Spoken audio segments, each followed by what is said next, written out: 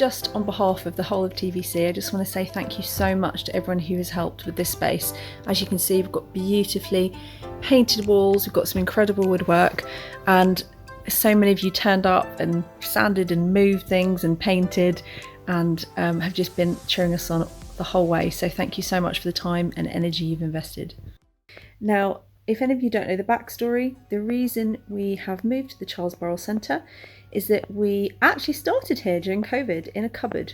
We had one cupboard upstairs, one cupboard downstairs, and we did a click and collect service. And then God opened up the opportunity for us to have a shop over on the Abbey estate, and we were there for between 18 months to 2 years. But as many of you will know, sadly, due to a ceiling leak that we could not resolve, we had to make an emergency decision, and as a church, around the time of Lent, we had to pause and wait and pray and ask God what was going on. Was this the end of our compassion ministry as a church? Was he asking us to do something different? So we had to really lay it all down and then pray and wait. And what happened was God gave us the amazing opportunity to move back to where we started, to the CBC, to a wonderful venue which has been used for all sorts of things, but one of them in the past was a science lab, and then after that a food bank. So it's now been used again to serve the community.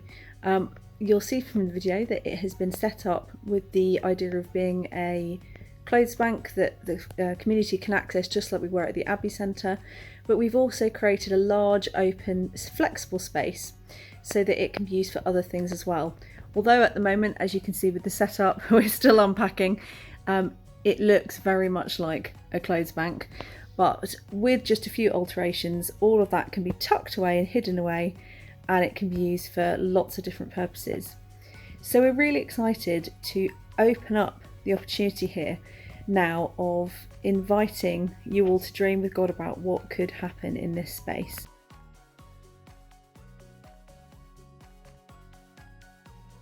You may be wondering what we're going to call this new space.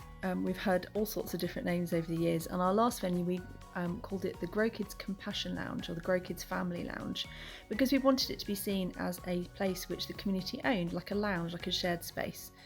After lots of discussion and thinking and prayer about it, we've decided to call this space the Vineyard Centre.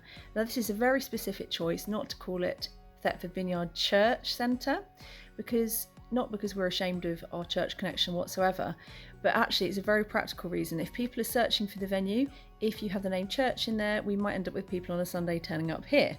So we're going to be really clear that as a church we meet on our gathered events at Norwich Road School, but the Vineyard Centre is going to be the place where we host ministries. So for example, it would be Grow Kids hosted at the Vineyard Centre, or it might be Coffee Morning hosted at the Vineyard Centre, or Baby Group hosted at the Vineyard Centre. It just makes it a really neutral cover-all name at which we can then be flexible and host all sorts of different activities.